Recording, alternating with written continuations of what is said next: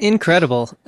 Guys, welcome to the program. Tiny Blue Ghost in the house tonight, episode 28. Our band show. Thank you all so much for being here. What a great evening. Welcome to the show, guys. Thanks for having us. Right. Thank you. Thank you. Of course. It's been a long day, but a good day, I hope. Yes, very much so. Yes. Definitely. And I can tell the chat is thrilled to be here. And if you guys want to show the band some love, please drop a ghost in the chat. I almost said a blue ghost. I don't think they have colors on the emojis No, we gotta quite talk yet. to the people at Apple to make a blue ghost emoji. Yeah. Well, actually, I believe it's third party. Emojis are actually You a can third make party one company, I yourself. believe. So, but that's a whole different That's true. podcast. Anyways, guys, we're here to talk about music and the incredible music we just heard. So why don't we kind of go around the line here? We'll start with you, Marissa. Let's introduce yourself, your role in the band, and then we'll quickly jump into the origin story because I'd love to hear those early days. But first, let's go around the room. Marissa, why don't you tell us a little bit Sure. about yourself and your role in Tiny Blue Ghost? Sure. I'm Marissa. I guess I am the one that started this band like 10 years ago, which is crazy, but lead singer and guitar and band graphic designer, I guess. Yeah, Yeah. that's me. Nailed it. Nailed it. Awesome. Christoph, welcome. Hi, I'm Christoph. I'm the keyboardist in the band, and I guess for a while I was just like the band's photographer, and then one day they just asked me if I wanted to be in the band, and then that was You it. should have always been in the band. And Baker, too. Yes. Really, what are some of we'll take a sidebar for that. What are some of the, favorite treats What did you've you baked? make for my 30th birthday? That was a big hit. I made Joey this cake that was like a chocolate cake with a espresso German buttercream. And it was like, I think it was actually the best cake I've ever made. Like, it was just such like a nice cake. It didn't last very long. No. He Wow. made a gluten-free one too, and it was like equally as like gluten-free cake is so hard to nail and like crushed it. You guys have many talents. And speaking of talents, Joey on the drums, welcome. Hey, I'm Joey. Go Bills. I play drums. Shocker. Hell yeah. That's There you about go. it. Yeah. Andy holding down the low end. That's me. Yes. Andy. Hello. Bass And, guitar. Yeah. A familiar face on lead guitar tonight, Kyle. Hi. How you doing, Kyle? I'm good. How are you, Christian? I'm good. Some of you might recall Kyle from our January 2024 episode where we had his band King and Yellow on, also from Kingston. So if you guys want to go watch that after this episode, well, that'd be great. And I think you'd really enjoy it. But with that said, let's talk about something that I know the crew and I have been loving, truly enjoying. It's been such a pleasure to listen to you guys. Now it's so great to share it. Tiny Blue Ghost. Marissa, take it away. How did this band start? So I had been writing a lot of songs like towards the tail end of high school and just, when you're done with doing like theater and like a cappella, that was what I was like involved in. I'm like, I'm going to start a band. So it just kind of was like a solo dream pop project that I had just with, my first MacBook Pro and GarageBand and using the tools that I had to just kind of write songs. I met Joey my sophomore year of college and we became like really fast friends and wrote the first Tiny Blue Ghost song together, which was Supernova, in the second floor lounge of Scudder Hall at SUNY New Paltz. I don't know if it's still called Scudder. Shout out. Is it still called Scudder? Yeah, it is. It is still. Still, yeah. All right, shout out second floor lounge Scudder, Scudder Hall.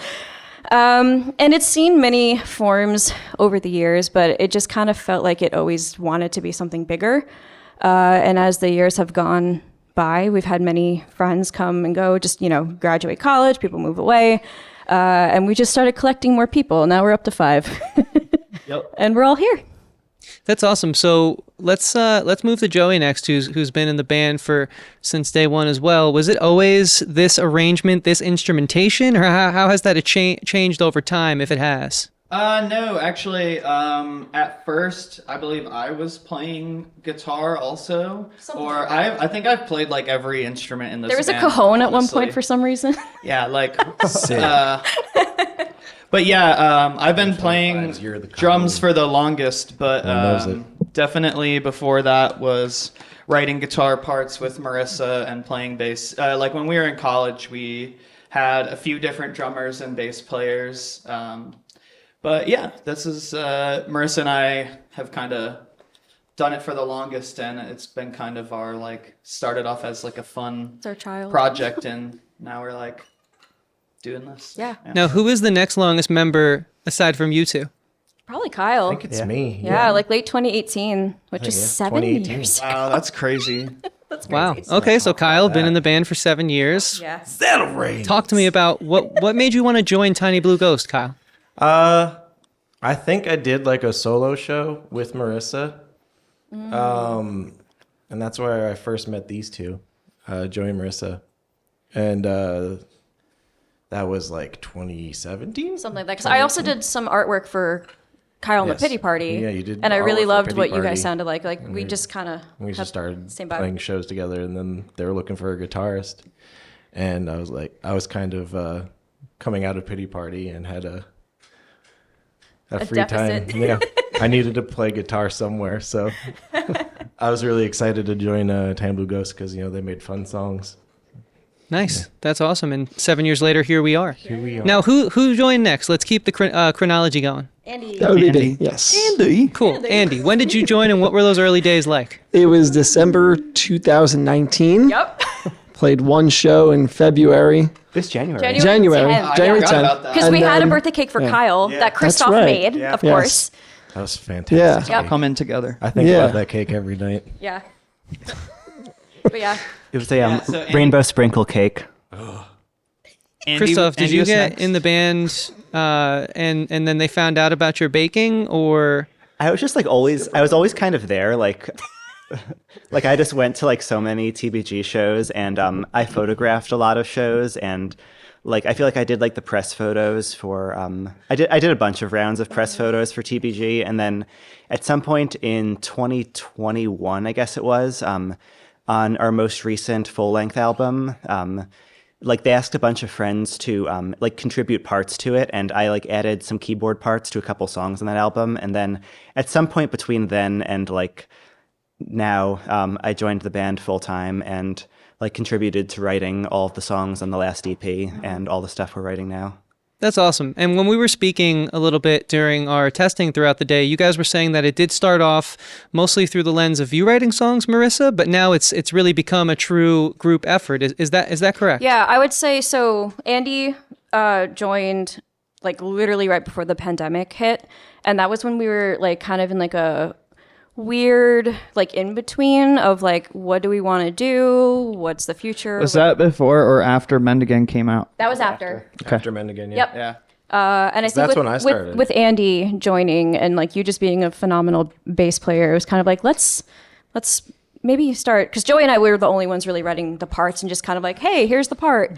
But then once Andy joined, and who was very capable of writing his own parts, we started kind of backing off from that, and I'm just sticking to lyrics and my guitar, and Joey's just working on drums, and like Joey's like our band like producer and stuff. So yeah.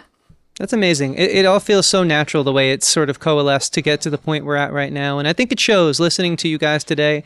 I just hear so many different voices coming together to make one whole sound. And it's really cool. You know, I can put something in solo and then I can hear, because I've heard you in so many different bands. That feels very Kyle. But then when it comes together, though, it really is the group identity. And I think that that's a part of the pleasure of listening to all of your different styles come together. So let's talk about where maybe some of your stylism comes from.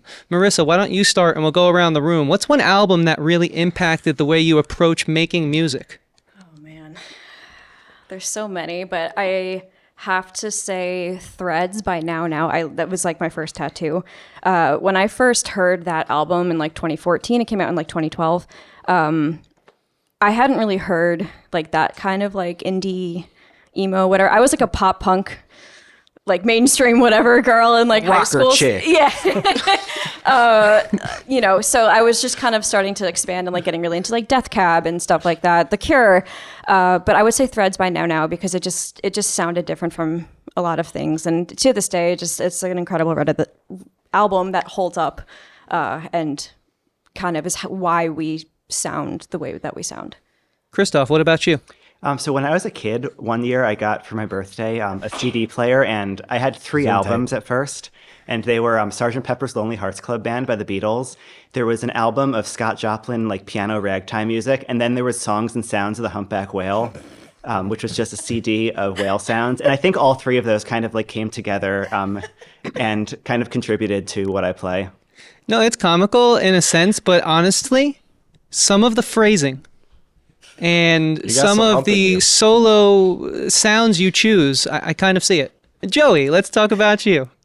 Yeah, I would say like a lot of the stuff that I play in TBG is going back to listening to a lot of like Death Cab for Cutie and Circus Survive in high school, and the drummers from those bands being super influential in kind of trying to spice things up a bit with like ghost notes and just different feels. And I would say also lately, in a weird roundabout way, because I used to play a lot of like hardcore and metal drums when I was a teenager, and lately I've been very, very, very into Deaf Heaven, and I find myself like during parts of Deaf Heaven songs that are the more lighter melodic sections, I'm like, oh, some of the stuff that this dude's playing just feels like the kind of stuff that I try to play for TBG. So it's just cool seeing connections between all the different stuff that I'm into. But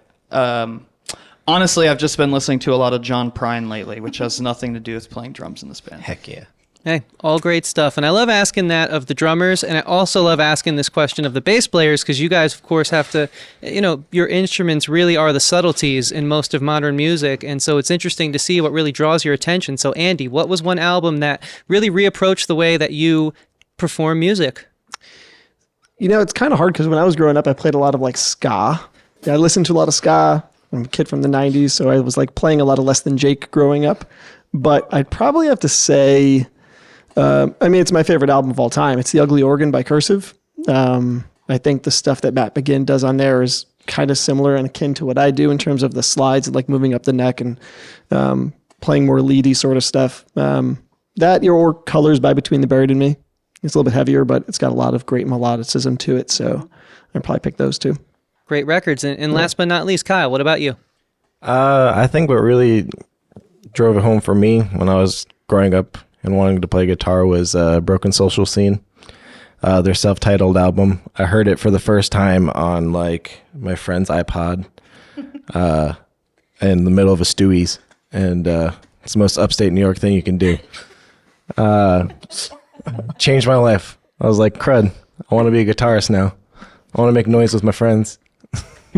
Yeah, I hear that. And here I am making noise with my friends. So let's allow you guys to make some more noise with your friends. We have plenty more conversations to be had. And if you guys want to leave a question for the band, please do. Drop it in the chat. Of course, like, subscribe, comment, and share. And stick around for more interviews. But with that said, I think it's time to get to some more music. So without further ado, Tiny Blue Ghost, take us into the first full set of the evening.